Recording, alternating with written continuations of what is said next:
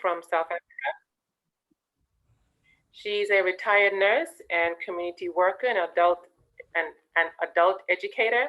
Welcome, Sister Loraine. Thank you very much. Thank you very much for the invite from the organizers of this wonderful convocation of women and, of course, men.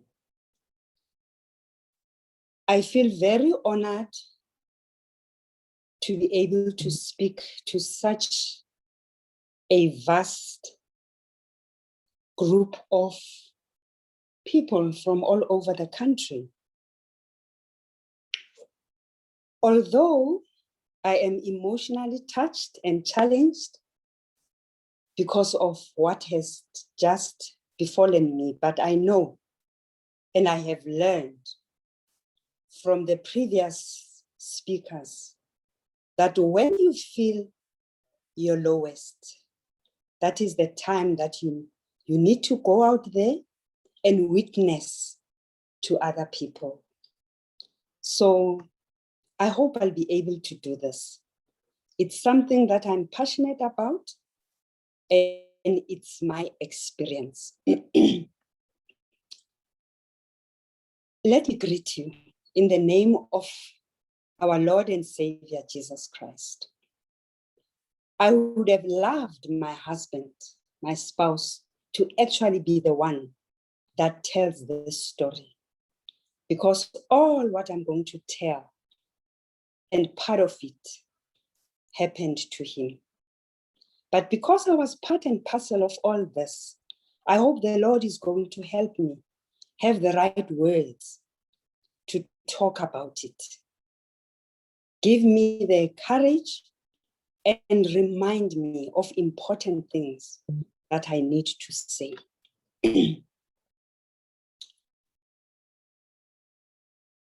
I will not be able to relate the spiritual experiences that he went through.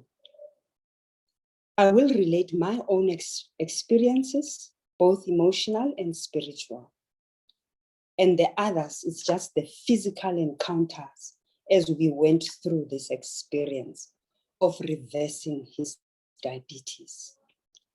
I must also declare that initially, when he underwent therapy, it was not our goal to reverse diabetes.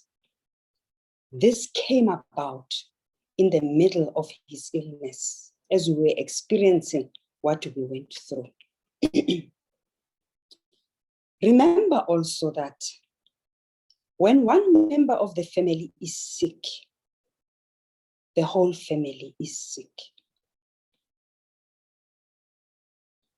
This is one of the things that I learned and I embraced to help him overcome his diabetes. When a finger is sore, you don't send the finger to the doctor. Your feet carry the body to the doctor.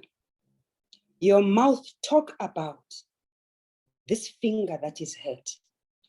Your eyes looked around for the pathway. Your ears will listen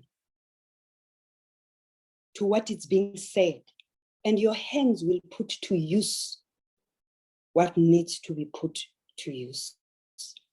So I hope I've painted a good picture in terms of my attitude when my husband fell sick. I actually cried bitterly. And I actually felt very sorry and angry at the same time. Shameful at the same time that I have not been able to be a good wife. I have not been able to prepare good meals for him. I have not been able to make sure that I observe what I need to observe. Those were my first emotional experiences on that fateful Sunday afternoon of 2006. Before I proceed, may I also make a disclaimer. Everything that I am going to say, it's not a standard, neither is it a protocol. It is purely what we learned. I will share the books with you. It is purely what we exercised. It is purely what people advised us to do. Unfortunately, I will not talk about the names of the people that said this because I haven't spoken to them, that I am going to talk about them. So on that score, please forgive me. I will only talk about the books because, as you know, books are out there in the public domain. They can be shared.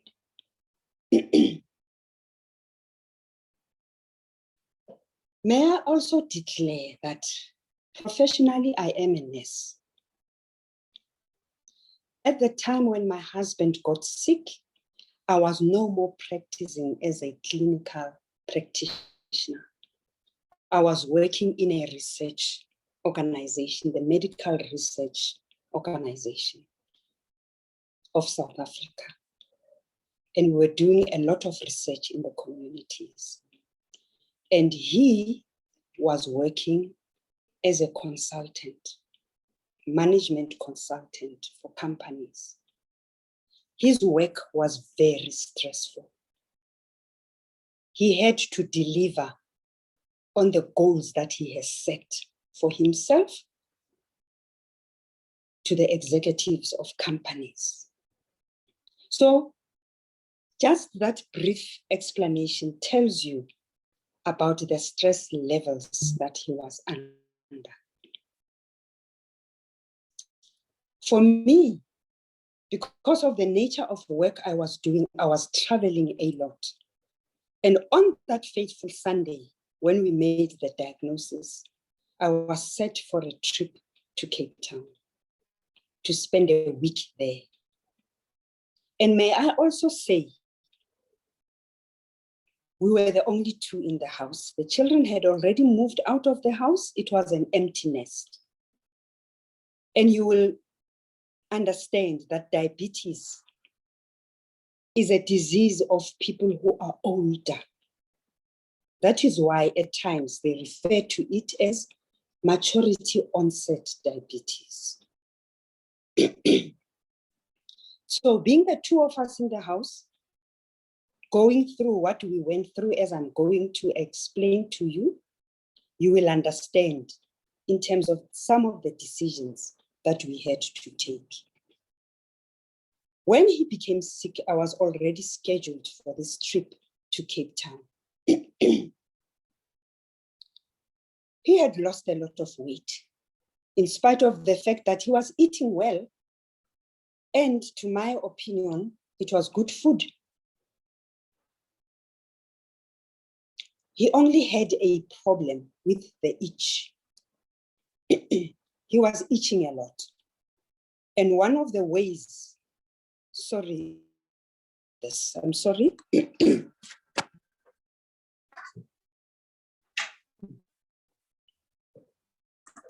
I'm sorry about that. I was just switching off the heater. It was making some hissing noise. He had lost a lot of weight in spite of the fact that he was eating good, as far as I'm concerned, and enough food. It has been for a while now that he was complaining about headaches, itchiness of the skin. In his case, it was itchiness to a point that he would ask to be scratched on the back. And when he realized that at times I'm busy, he can't call me to scratch him, he would go to the wall that divided our living room and the kitchen, and he would scratch his back. So you can imagine how his back looked like. He had very low tolerance for hunger. You know, he would call from as far as an hour away from home to say, what is for supper? Please warm it up for me and put it ready for me. And that used to worry me a lot, to a point that it angered me. That how does a person who is an hour away from home make a booking of food and let that food be warmed up and put ready? That is an indication of something. But at that time, it was just an act on his part. It was not a signal that there is something that is not right about his metabolism. At times when he feels he is tired of being scratched, as I said, he would scratch along the wall. He had actually bought a brush for himself to scratch his back.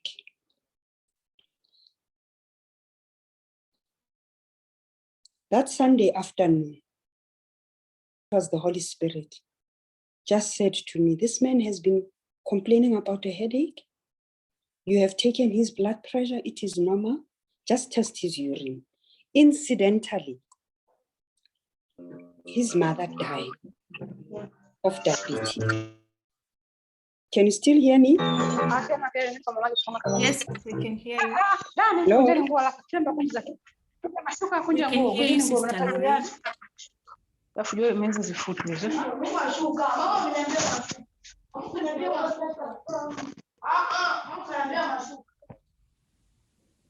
Hello? Hi, we can hear you. Hello?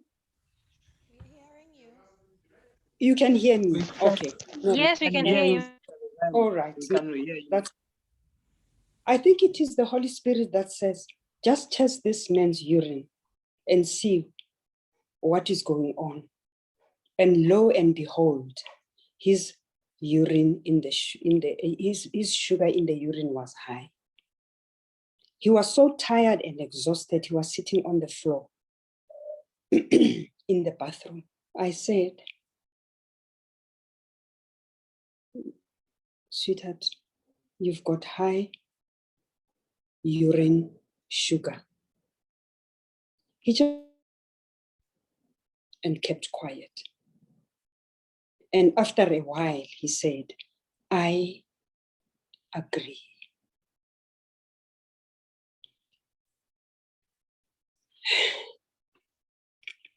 I didn't know what to do. I just said, Lord, forgive me for what I did not do. My heartbeat changed, my breathing changed, and I cried. For a while, the house was extremely quiet. None spoke. There was no music. There was no TV. There was no activity until that night was over and we went to bed. But then at night, I was faced with this trip to Cape Town. What am I going to do with this man? He said, honey, don't worry about me. The Lord will take care of me. Proceed with all your plans.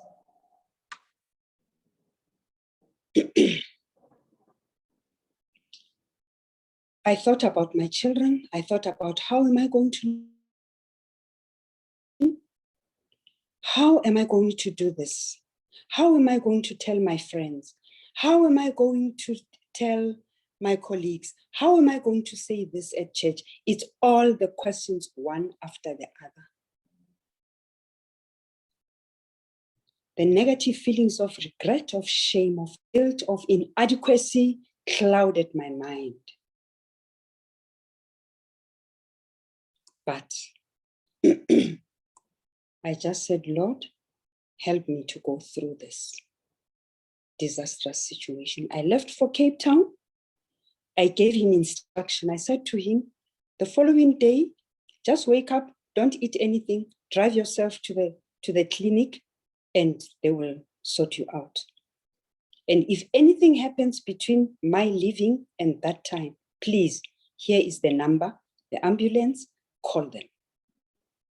Off I went. It is easier said than it was done. But he went to hospital. Firstly, he went for consultation in the clinic, and then they said, Mr. Lerumo, there is no way that we can let you drive yourself. We are going to take you by ambulance to hospital. And he was wheeled to hospital. And on arrival to Cape Town, there it was the SMS that told me that he was admitted in hospital with diabetes. I thank the Lord for his admission. At least he was in good hands. My week was going to flow much better because he was being taken care by the medical profession.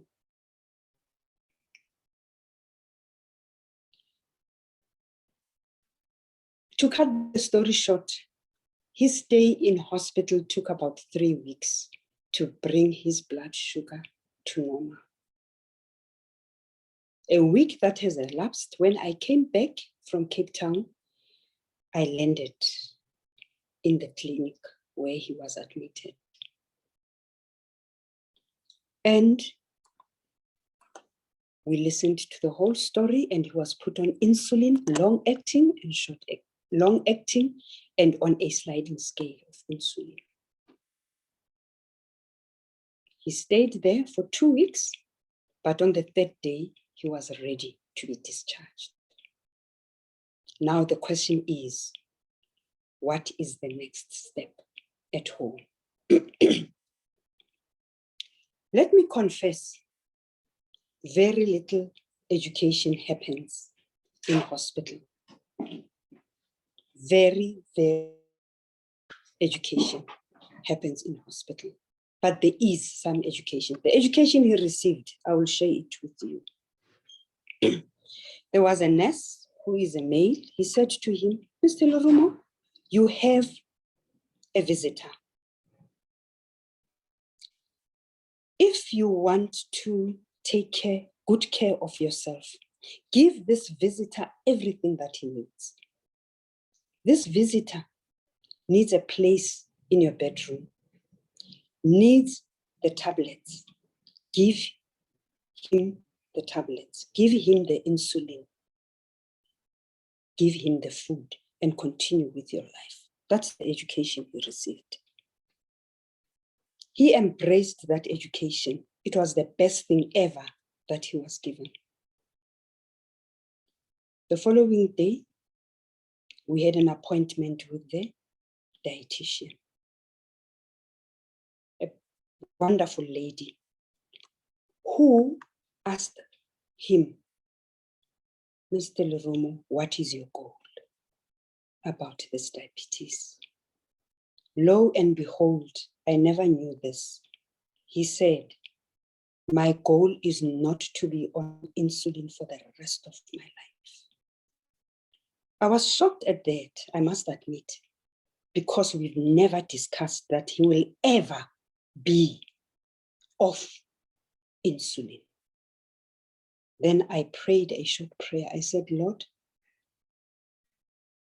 I think this man is not dreaming, but if he is, make his dream real for him. In my professional space, I've never seen anyone who overcame diabetes. Never, not even once. He will be the first one. That was my prayer.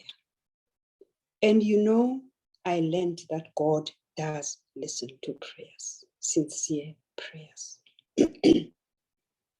One of the things that we learned about his status of his health was that he was overweight. So his body mass index was high, and he needed to lose weight on his waist because he's a little bit shortish that weight was a lot for him. The dietitian educated us about glycemic index. I've never heard of glycemic index in all my many years of practice as a nurse. I wanted to understand what that it is about. So we learned that glycemic index is a numerical value which is compared to the value of glucose and given the number of 100. And any other thing, any other food that you eat is compared with that, particularly when it has got carbohydrate is compared to that value of 100. For an example, when you drink foods like Coca-Cola or white flour or white bread, the rate at which your blood sugar is going to rise and drop is determined by the glycemic index of the food that you are eating. That's what I learned. So for a diabetic to be able to manage diabetes, one of the things that they need to understand is the glycemic index of food. How long does that food pass through your gut? How much insulin gets pumped into your system as a result of that food that you have eaten? And the higher the glycemic index, the more the insulin is required to deal with that sugar or carbohydrate. So our lessons started. It started on a very difficult note. We had to learn foods with certain glycemic index. But lo and behold, with the right attitude, you learn all that. Generally, animal food don't have glycemic index, but it is scored as low glycemic index. Seafood, for example, salmon, trout, tuna, sardines, and beef, chicken, they are low. But because of where we are in terms of our health, we don't speak animal products. We speak natural food as God intended for us. Things like nuts, almonds, cashews, walnuts, macadamia nuts, fats, oils, butter, and avocado oils are all low glycemic index, that is below 55. Herbs like garlic, basil, dill, salt, pepper, and vegetables, except potatoes, of course, pumpkin, beetroot, it's all the food that is common that we know. But I'll try and mention the food that is common to us. And please forgive me if the food is not common in your country, maybe, or your area. By all means, you need to learn the food that is more common in your own country. And we learned even to know food that is high in glycemic index. And the beauty of the whole thing is that food that is unnatural, food that is, it's not food actually, things like candy, refined white flour, you know, the pizzas, the cookies, you know, donuts, creams, all that, it's high glycemic index. We must avoid them. So we went out there from the dietitian with that understanding. You know, if you look at my cupboard during those years, everywhere in the kitchen, we had a list of food. Our learning was exponential. But because we were prepared to learn, we went out there and did the best we can. We also learned about the glycemic load, which is much better than glycemic index, where it will tell us the amount of carbohydrate that is in the food. Now, when you are a diabetic, one of the things that we also learned, and we put it into practice, was to understand something about fiber. What is fiber? We know that it's soluble fiber, or what is normally called water-soluble fiber, which will dissolve in water to form a gel. And insoluble fiber, that most of the time it acts like a broom, sweeps your colon. So what are the things that we learned? The examples of water-soluble fiber is things like barley, oats, prunes, carrots, strawberries. Some food, of course, has got both water-soluble and insoluble, but the highest amount being water-soluble. And what is the benefit of all this? Why must you, as a diabetic, understand this? Because it will lower your blood cholesterol. You will stay fuller and longer, and it will improve your blood sugar. You will not experience the spike in blood sugar. Hence, your pancreas will not be overworked when it has to pump a lot of insulin into you. That is the benefit of fiber when you are diabetic. And the insoluble fiber, things like wheat, cabbage, spinach, dried coconuts, pistachios, the beans, the lentils, things like that. And the benefits, as I have said, is that it eases and prevents constipation, and it improves your colon health. And the supplementations that we used, there are a lot of supplements that one can use, but I will only share the ones that were very common for us. A mineral that is called chromium. It's a trace element. It is vital to proper blood glucose control in the body. It functions as a key constituent in glucose tolerance factor. When you lack chromium, how your body is going to tolerate glucose is going to be impacted. And it has been found, when I read some of the books, that people who are low on chromium, they do develop diabetes. So chromium became very important for him. Vitamin C, also very important. Vitamin C helps the cells to utilize insulin.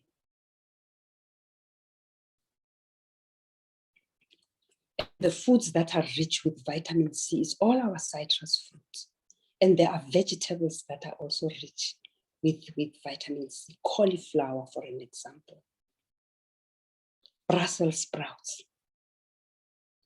Moringa. And the guavas. So those things I had to incorporate in our meal. Let me also make a confession. When he got sick, I believed that we were eating well. But I had to pray to the Lord to say, Lord, help me. Show me where I went wrong. And lo and behold, so kind to me. He showed me. And do you know what was our problem? We were overeating. Overeating of good food, it still translates to bad food.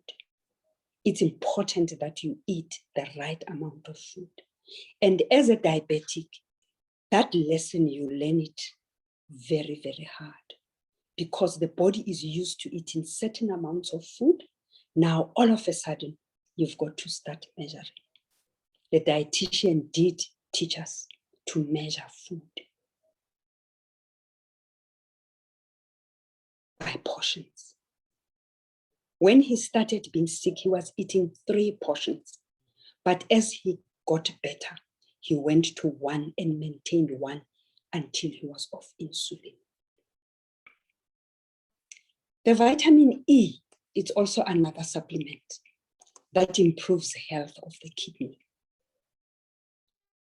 health of the eyes, health of the nerves, and protects the cells from our free radicals. So vitamins became very, very important for us to be able to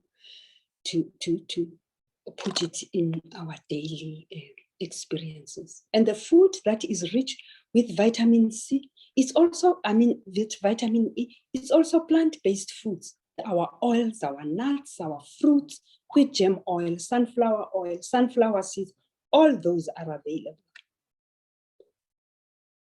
We know of these things, but we were not eating them.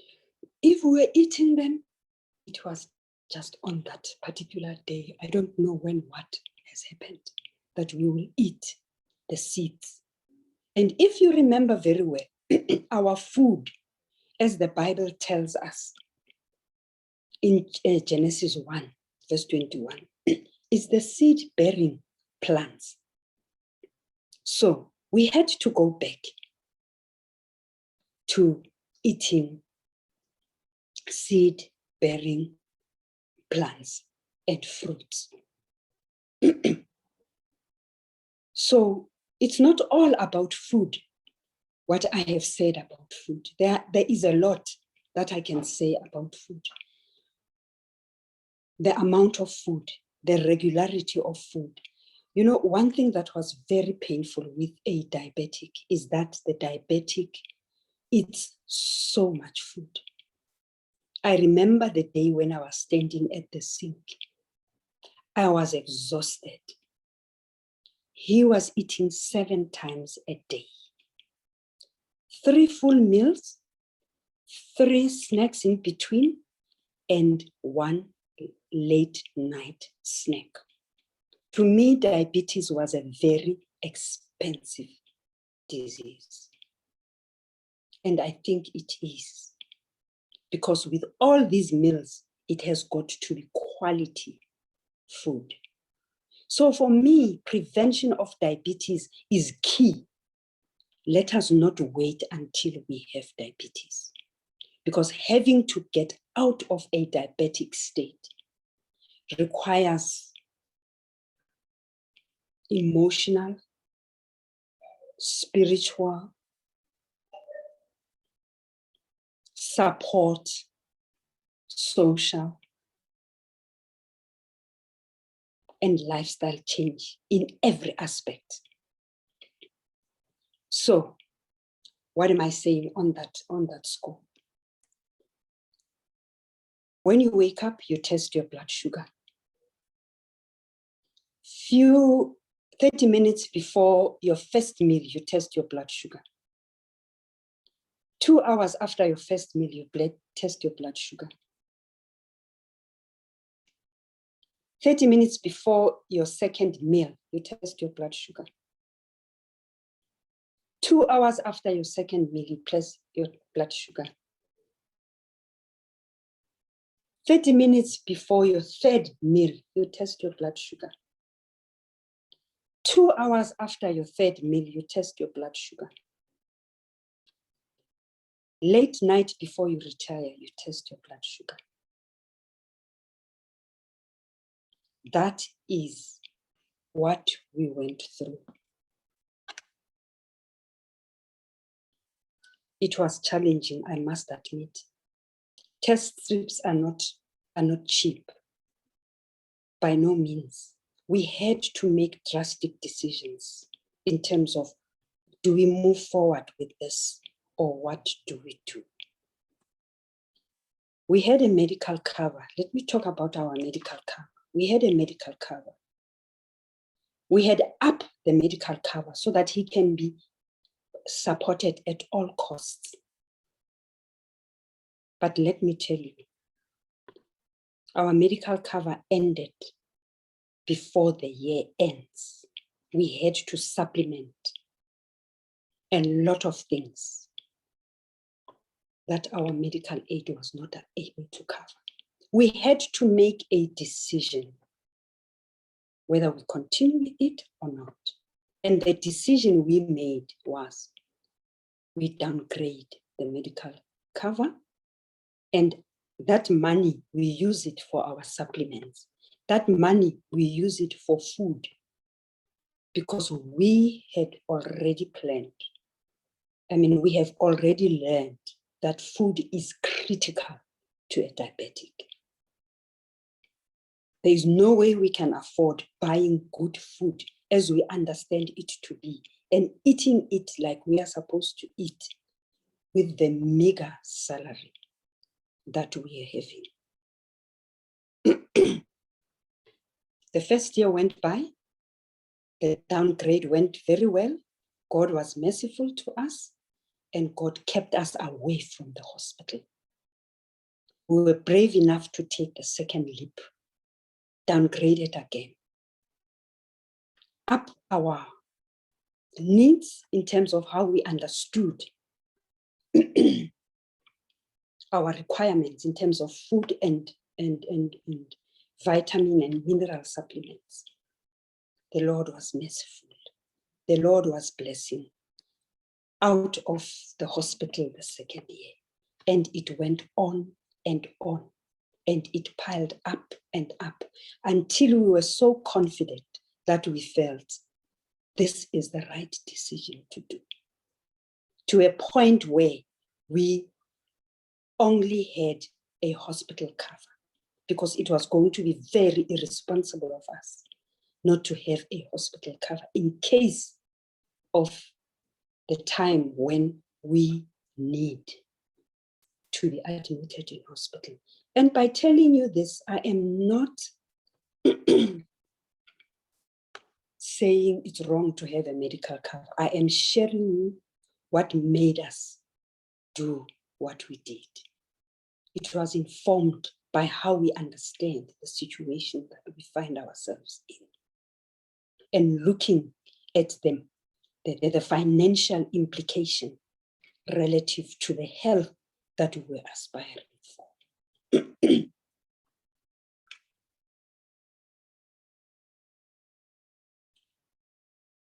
When we were busy with our nutrition, when we were busy with our day-to-day activities, one of the things that we realized it's a must for a diabetic is to monitor your diabetic state. It helps one to understand what your body is going through. He would normally say,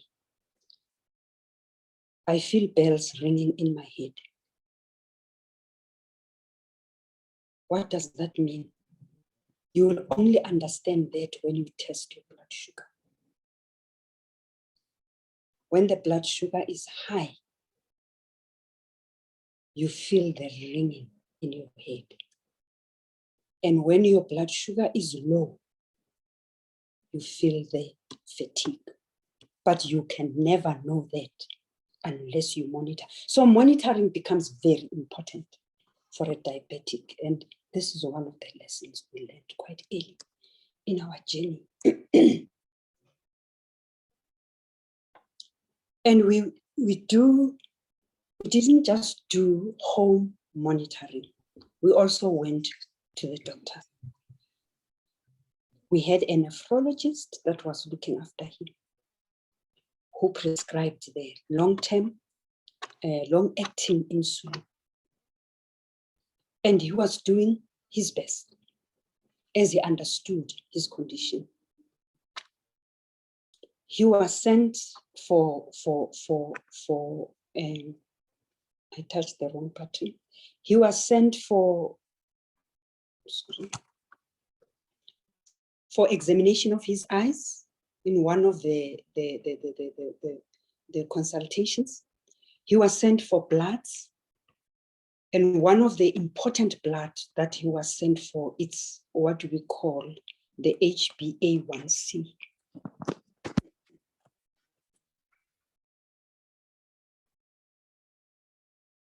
The HbA1c is one of the, it was the first time that I hear about this test myself. It is one of the tests that determine whether you have been compliant over a period of 120 days. Why a period of 120 days, which is 3 months? It's because the red blood cell dies at the end of 120. And this red blood cell absorbs iron and it gets coated with sugar. So when they monitor this blood and they look at these cells, they can actually see that you have not been compliant as a diabetic, because you'll have a lot of your red blood cells being coated with sugar. Even if when you are in the doctor's consultation, your blood sugar is normal. So at that point, the doctor will make a decision in terms of what do they do with your insulin. Do they increase it, or what are the issues that you are struggling with? So monitoring with the help of the doctor becomes part and parcel of reversing diabetes, because you will know exactly where you are. And when you know exactly where you are, it also encourages you to keep on going. And it really encouraged us to keep on going. You don't have to wait until you are a diabetic to do an HbA1c. It can be done even before you are diabetic, when you suspect you are a diabetic. Blood pressure needs to be monitored. Fortunately, as a nurse, I did buy myself a machine, and I was able to do that comfortably at home. It's also a very easy method that you need to do, because it will protect or show you if there are other heart problems that are coming or circulatory problems that are coming.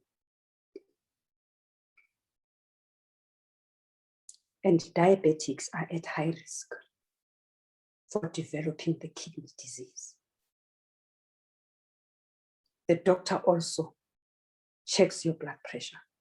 And when you go to the doctor, don't just tell him that my blood pressure is like this. Take your books for the blood sugar. Take your machine for the blood pressure. And let the doctor also scroll through your machine to confirm that things are the way you say they are.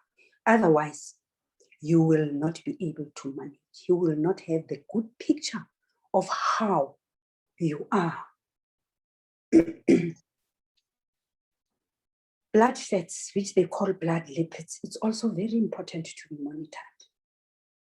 And the doctor will also do that for you. The abnormalities in these lipids is one of the first signs of insulin resistance. And the nice part of it is that it can be managed with a diet.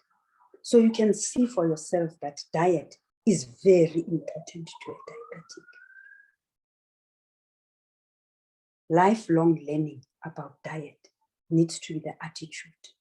And that was the attitude. What I used to say, even when people visit us or when we are out there in church and we are eating, I would say to them, you know what, in my house, there is no diabetic diet. We all eat the same food. If it is good for a diabetic, it is just as good as me who is not a diabetic, because we don't want another diabetic in the house. So we might as well prevent the diabetic. It worked for us. It might also work for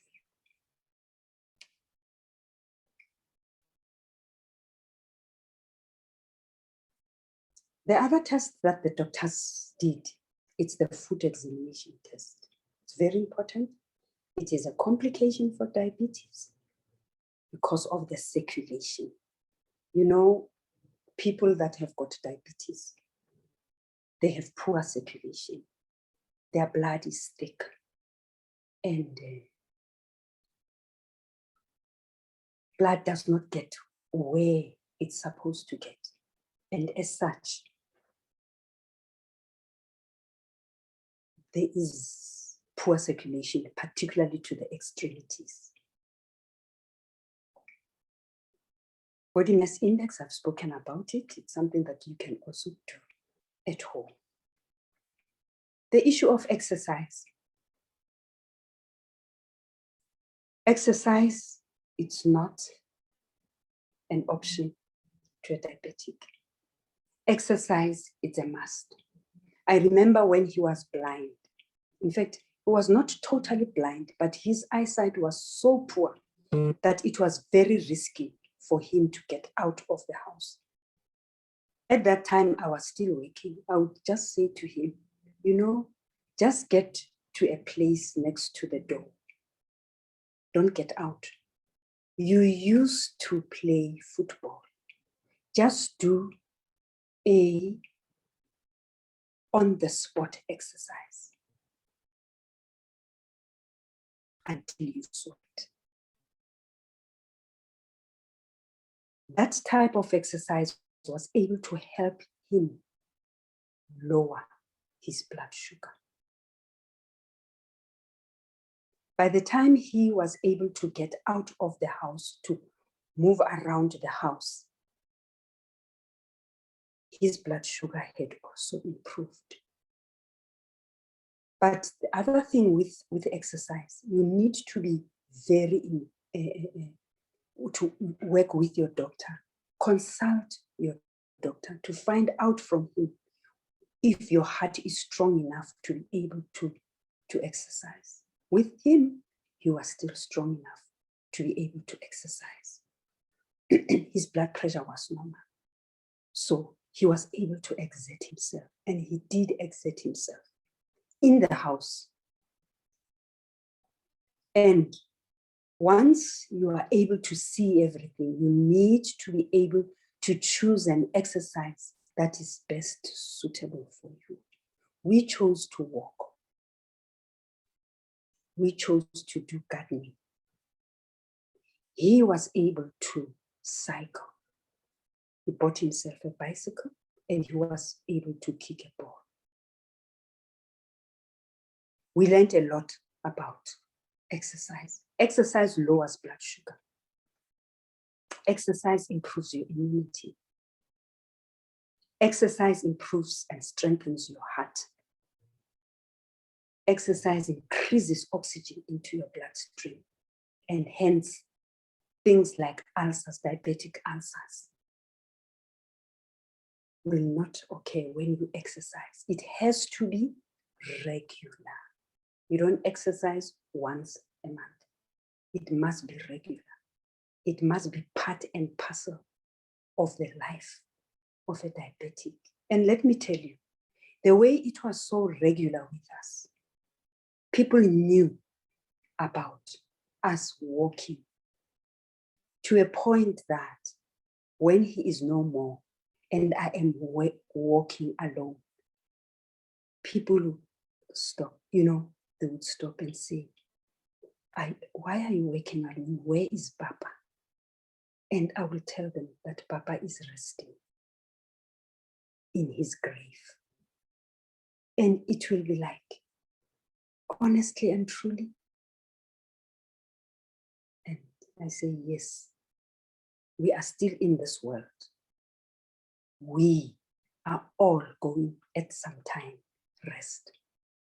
He is resting. And the Lord is so good.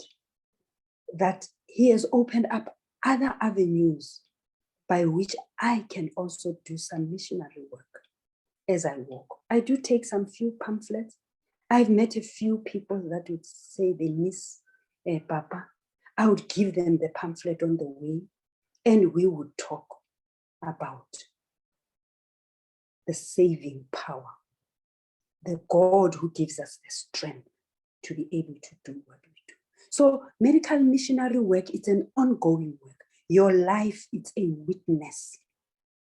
You only realize that it is a weakness, like I now realize when he is no more.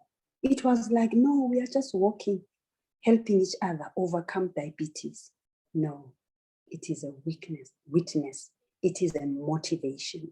It is a good example. So let us continue doing good, irrespective of the eyes that are looking at us. And one thing that you also need to do as a diabetic, try and stay motivated. Focus on your goal. Focus on what you want to achieve. And it was in the middle of things that were happening that we said, you know what? We want to overcome diabetes. And one of the days when we went to the dietitian, because remember, monitoring is important. When we went to the dietitian said, looked at our book and said, you know, your blood sugar is improving. And David just said, I can no more take 3 portions of food because I am full the whole day and it does not feel right. And she said, eat when you are hungry. Eat when you are hungry. And what about the insulin? She said, you know about the insulin? I did not prescribe the insulin. You need to go back to the doctor. He is the one who is authorized to reduce the insulin. But when we looked at when is the next appointment for insulin, I just realized that there is no way that we can wait for that time for the insulin. What is the purpose of the insulin? We had to understand and learn the purpose of insulin is to lower your blood sugar. Now, when your blood sugar is lowered, do you still need the same amount? We had to take a risk. And let me tell you, we took the risk. But remember, that risk was informed. It was not a blind risk. And it worked.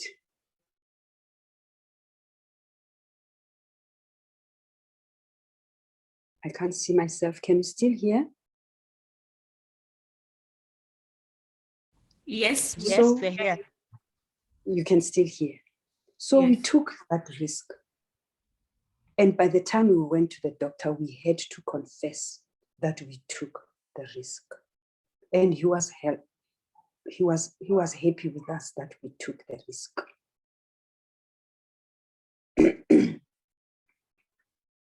That is why I had to confess to you that I am also a health professional, so that you are not misled by some of the things that I am saying.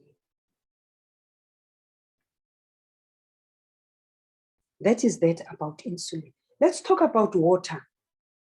Water to a diabetic is a must.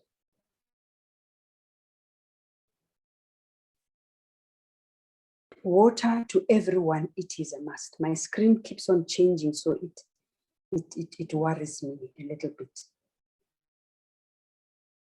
You know, if we all had access to water, we would say we would not get sick. But developing countries has got no access to water. Maybe that no clean water, let me say. That is why maybe we have an excuse in terms of saying we are sick. Water in itself, it's a healer. Water, without water, we would get sick. We are conceived in water. We are developing in water, in our mother's wombs. We get delivered in water. There is no process in the body that does not need water. We are 75% water and 25% minerals. Without water, we get sick. As a diabetic, water is part and parcel of your therapy. You need to learn to drink water. We learn to drink water. We learned to prioritize water. If you had to eat or drink, the priority would be, let me rather drink water first. Why? It's because water is going to help you digest the very food that you are hungry about.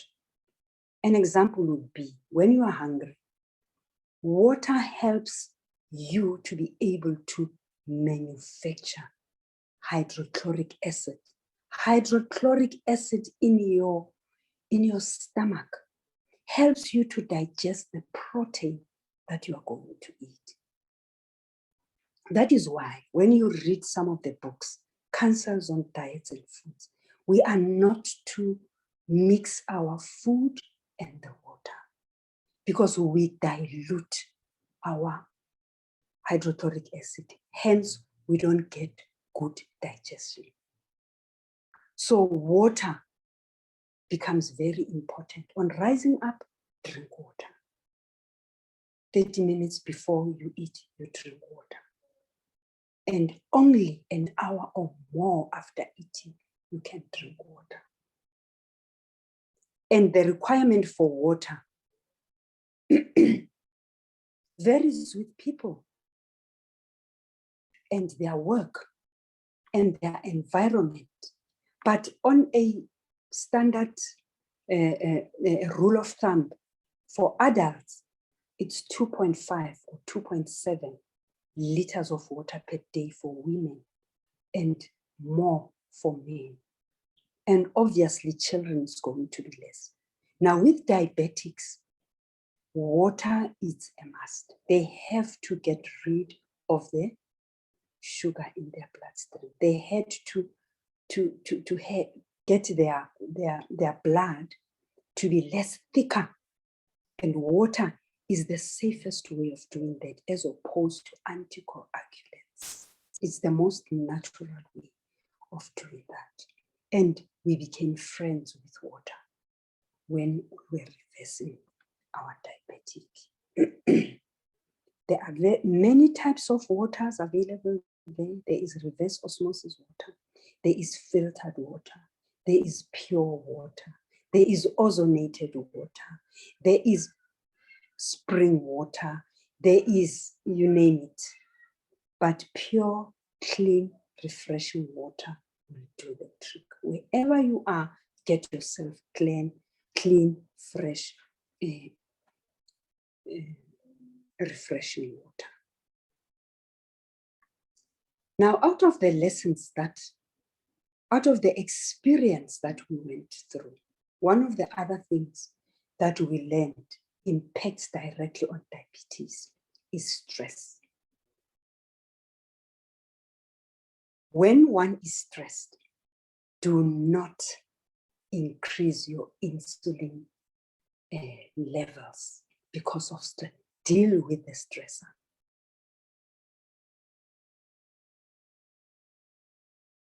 We learned that. Deal with the stressor.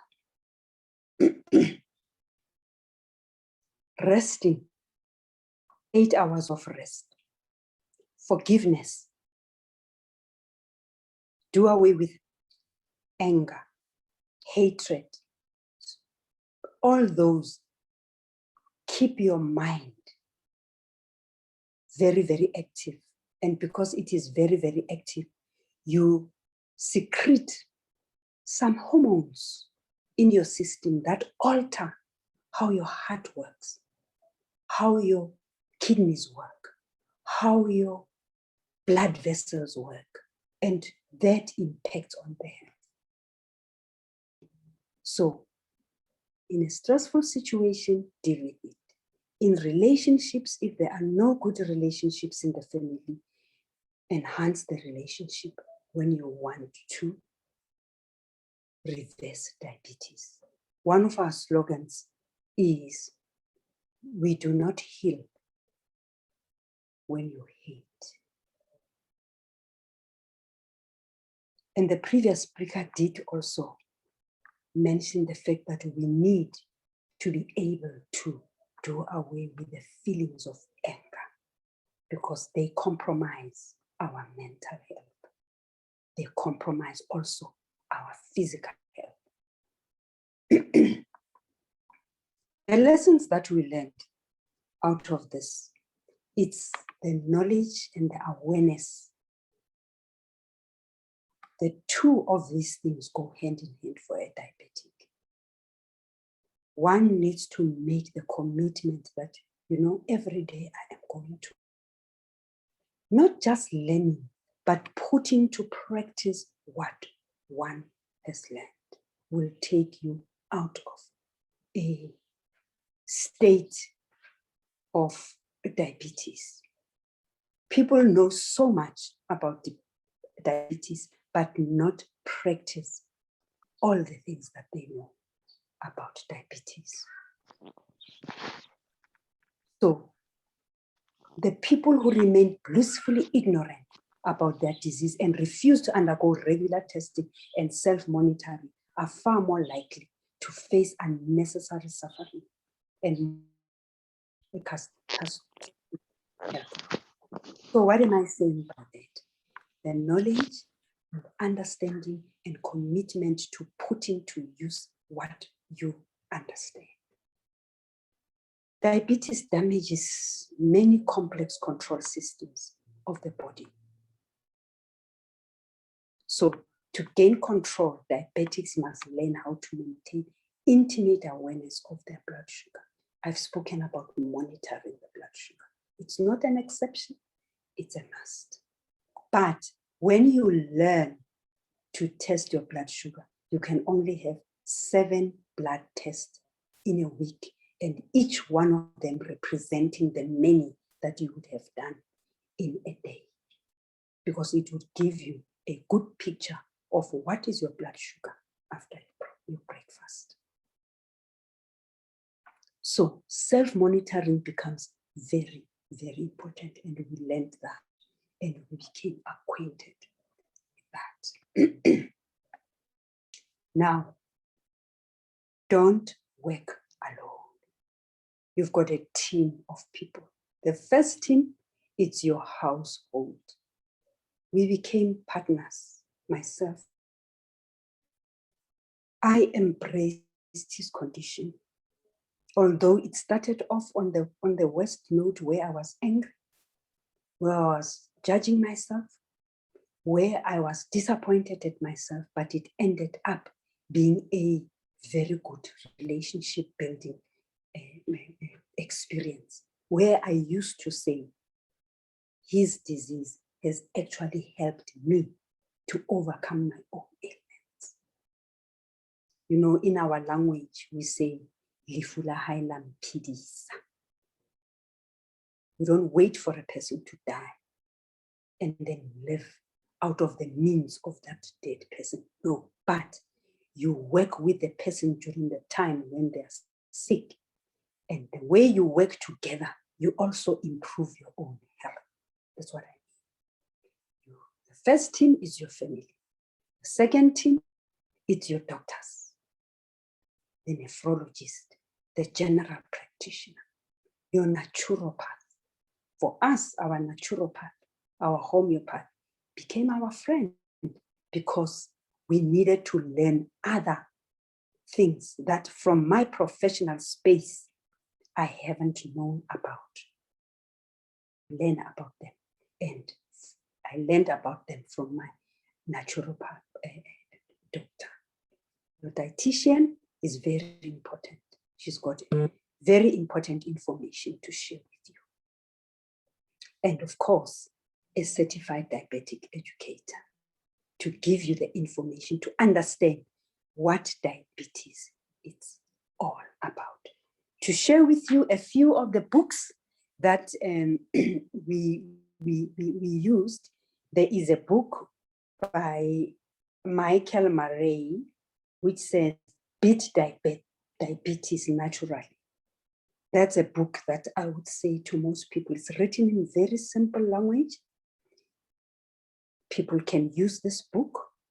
It can be Thank you, Joshua.